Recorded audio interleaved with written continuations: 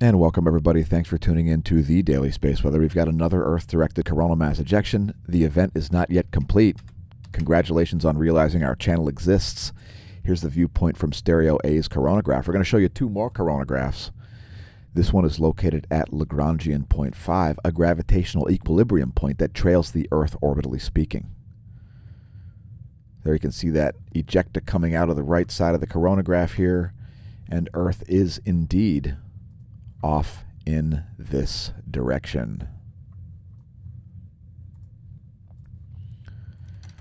So here's where that's located, Stereo A at L5.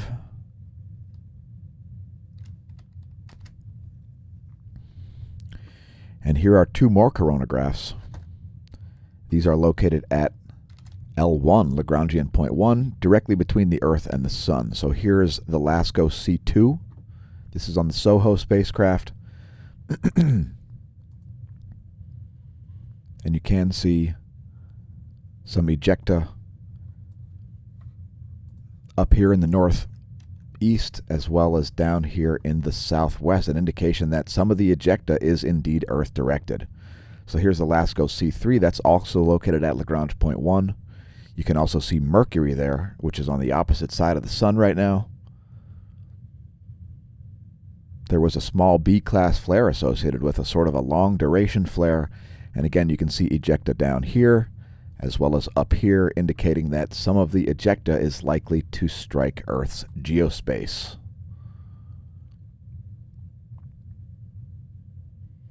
Let's see if we can get more imagery about that. Here is the 171 angstroms and colorized magnetogram composite from the Solar Dynamics Observatory.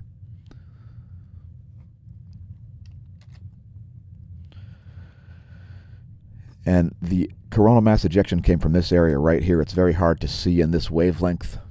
There is not a lot of contrast for it. So here's 304 angstroms, and you're going to see this filament. It's still not done releasing. And so there's a coronal mass ejection warning that continues. And thanks to our patrons, a further shout out to you coming up later in the video. So here's just the southern hemisphere in 171 angstroms. You can see a little bit of flaring here happening, it looks like, from this little active region here. No sunspots on the sun at the moment.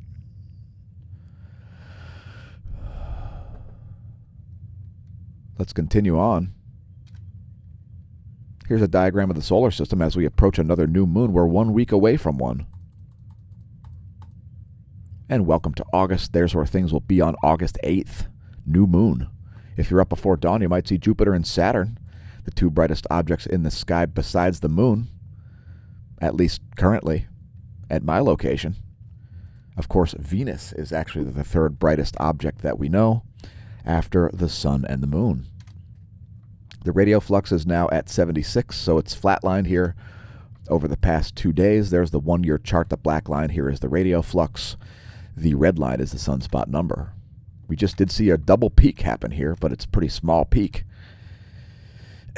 Space Weather Enthusiast Dashboard has forecasted a period of geomagnetic unrest which has not arrived from previous coronal mass ejections, so we can expect that at any moment, really. As there is already a coronal mass ejection on the way, we're expecting it to strike, like I said, at any moment. That's the Space Weather Enthusiast Dashboard. And let's take a look at cosmic rays, as we've got a bunch of things integrated into today's daily space weather video. We're going to do the meteorology and cosmology and daily space weather all in one video. There's the DOMB Antarctica Cosmic Ray Monitor. You can see a tiny downtick here over the past 30 days at DOMB. At DOMC, a similar small downtick here over the past 30 days. And those are the two Antarctican monitors. Let's go very far north to Oulu, Finland. And an uptick at Oulu, Finland over the past 30 days. A small upward trend.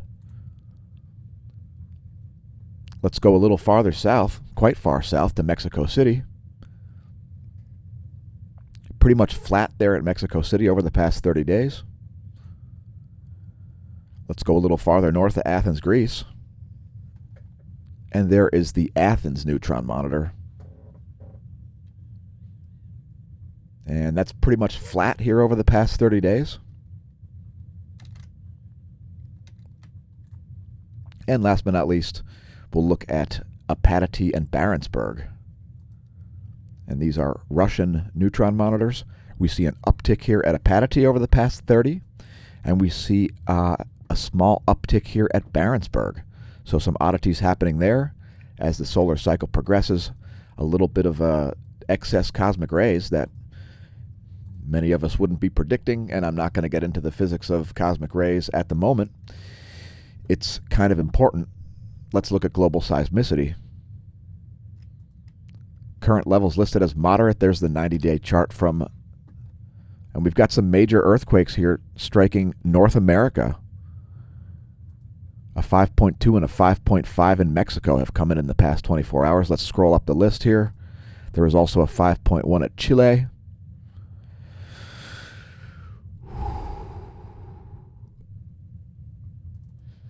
Here's a deep quake at Argentina, a 4.5 magnitude. And we're just going to scroll up the list here. That 5.5 in Mexico came in at 15:39 Universal Time near San Carlos.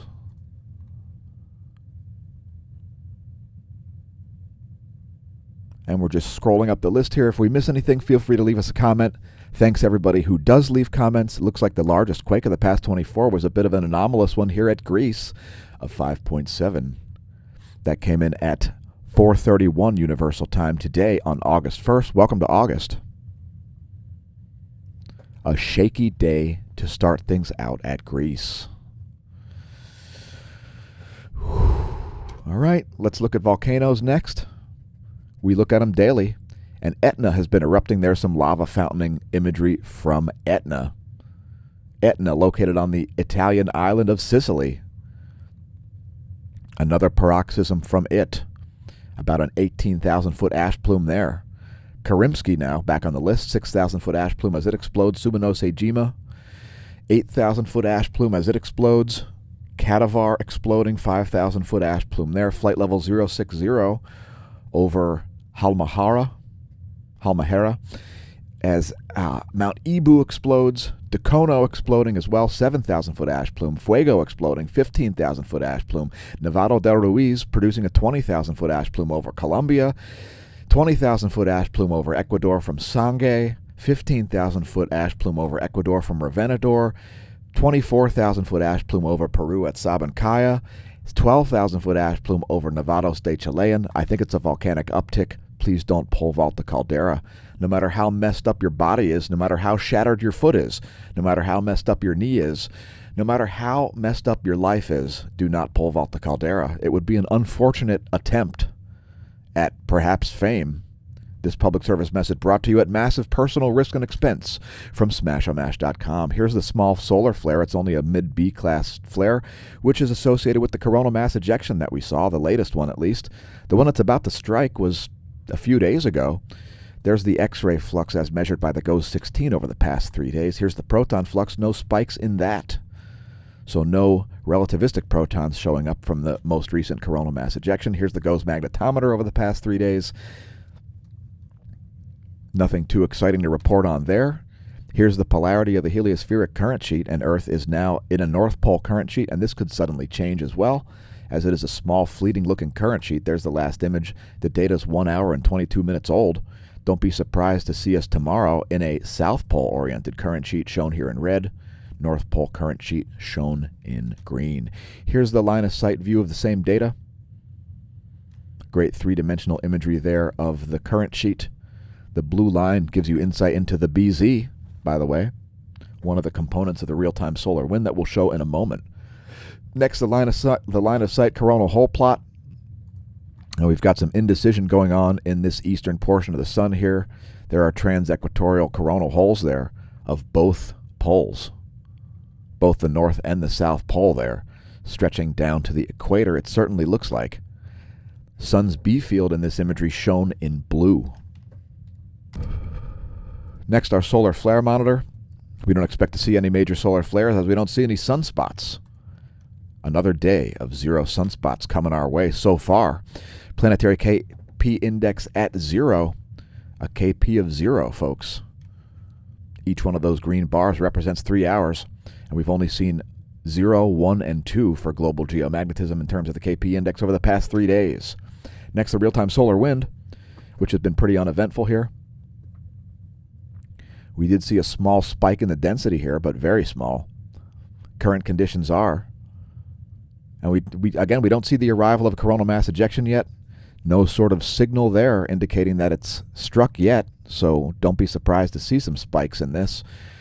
Current solar wind density, 4.5 protons per cubic centimeter. Solar wind speed, 401 kilometers per second.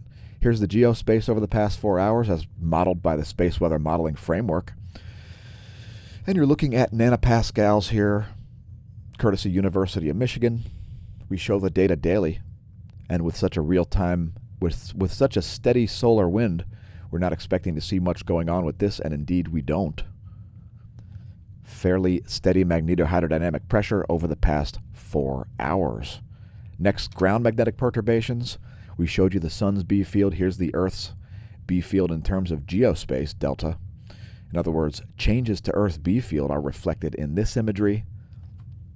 And like the last, it's 4 hours of data courtesy University of Michigan and Space Weather Modeling Framework.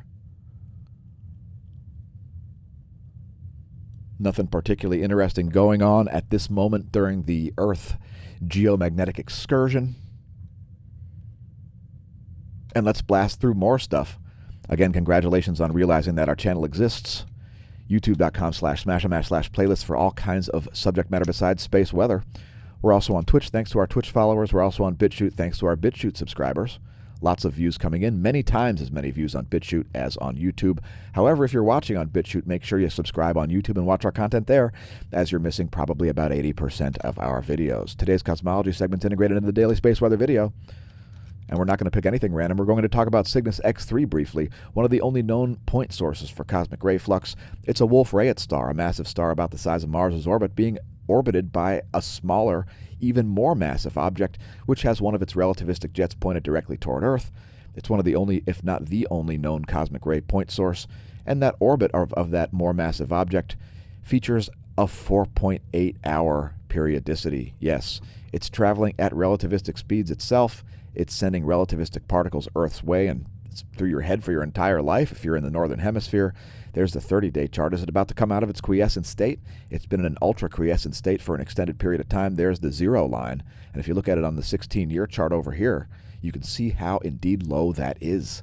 So we want this to be studied through radio astronomy before this goes back into an X-ray loud state, as it'll give all kinds of insight into the plasma stream. If you want to learn more about Cygnus X3, make sure you head to our forum. You can find it at smAshomash.org. We'll redirect you here to smAshomash.com.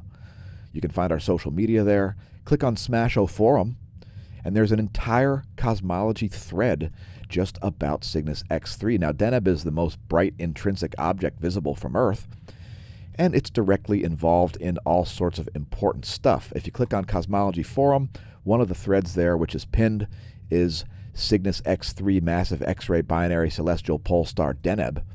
It's got 2 pages of all kinds of fascinating information about this high mass X-ray binary. Again, it features a Wolf-Rayet star, which is about 170 times the size of the Sun.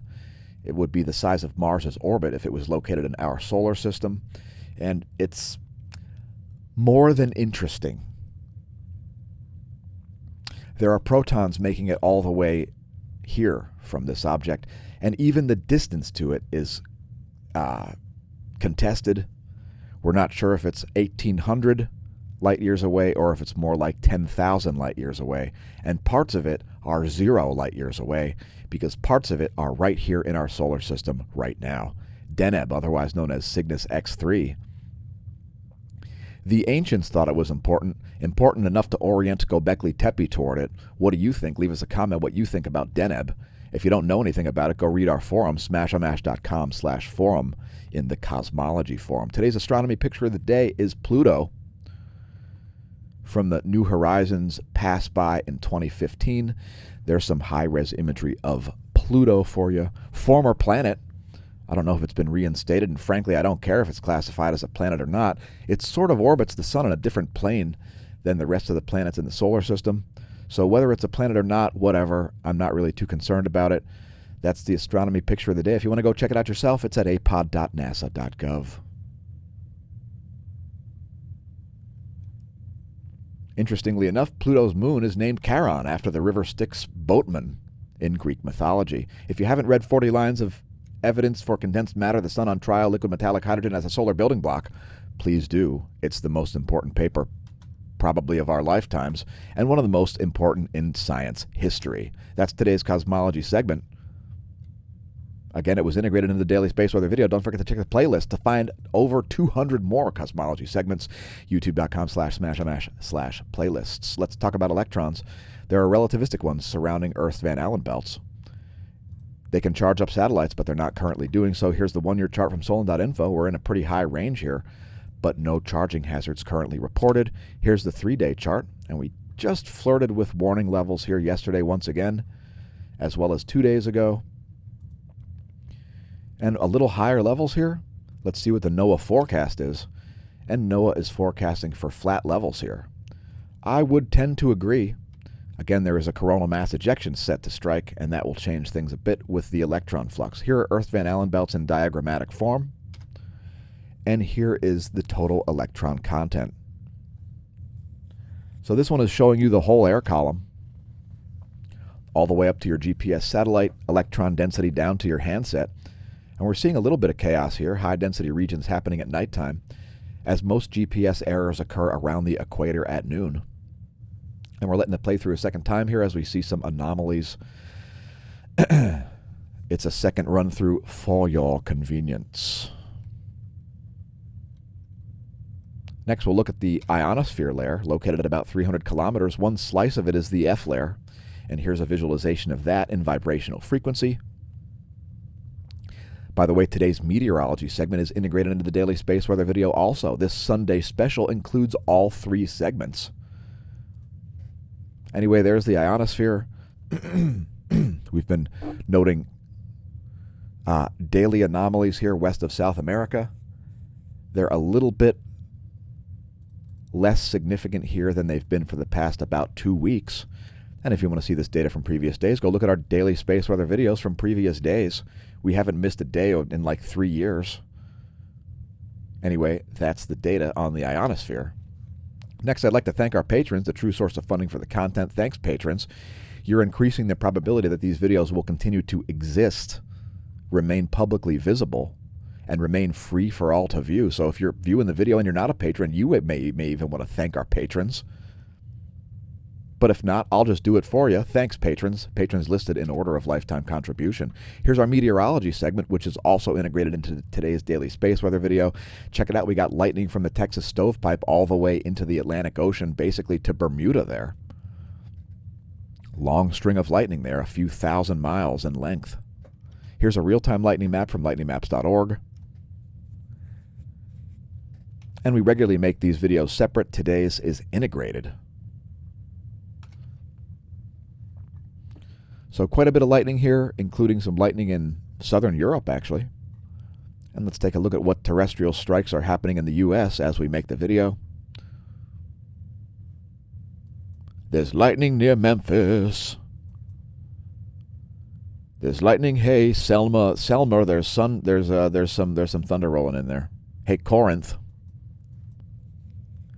South of the West Tennessee National Wildlife Refuge Complex. There's some lightning down there. Some of the more active cells that we're seeing here. And we'll zoom back out to show you some more lightning strikes courtesy lightningmaps.org. I use it when I hear thunder. It's quite a useful tool indeed. Next, we're going to look at pressure.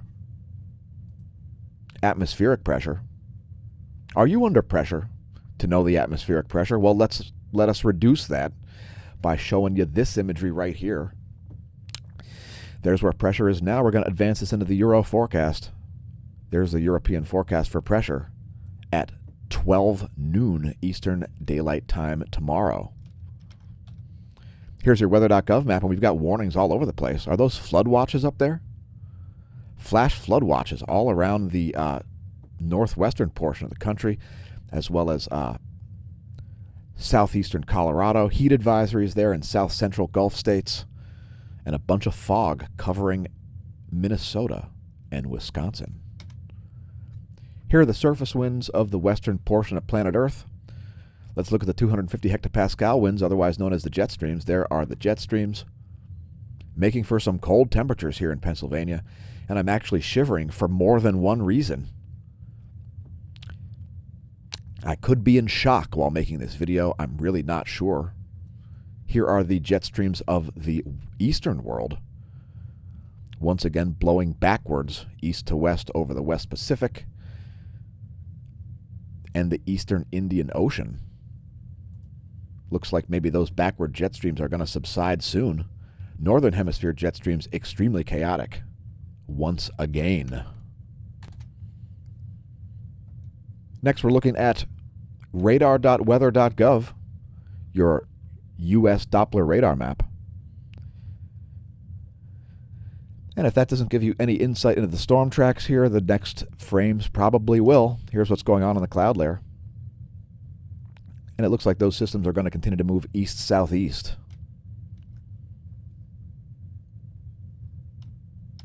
And here's the water vapor map. That should be even greater insight. And what's happening here is the jet stream is pushing down some dry massive air, creating compression and massive pressure gradients in this comparatively low pressure zone, sandwiching it in between these two high pressure zones. As dry massive air is, well, more massive than moist air. And just knowing that should make you better at forecasting the weather. If you didn't know how, here's a recap. There's the U.S. Doppler radar map. Here's the cloud layer. It's 3.9 nanometer animation map from the NASA GOES Interactive Weather Satellite Suite.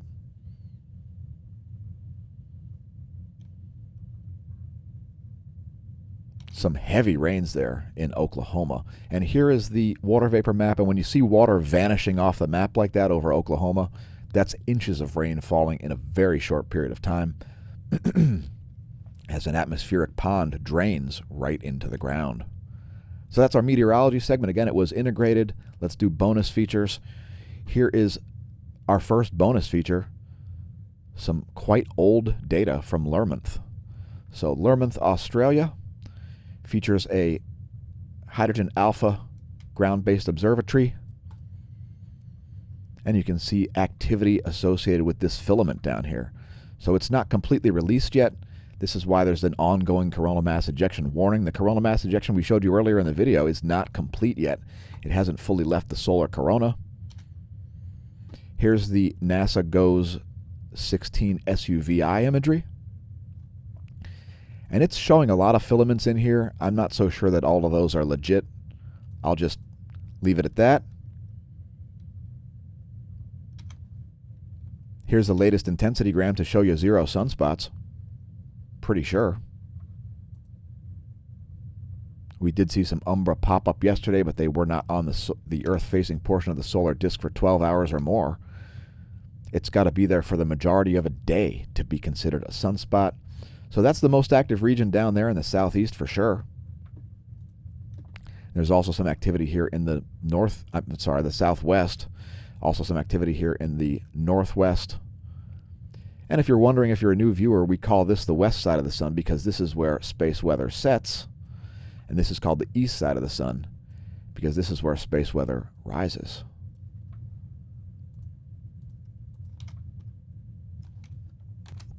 So here are 2 more sun videos. Here's the northern hemisphere in 171 angstroms, the ultraviolet emission spectra of ionized iron. I think it's iron 9.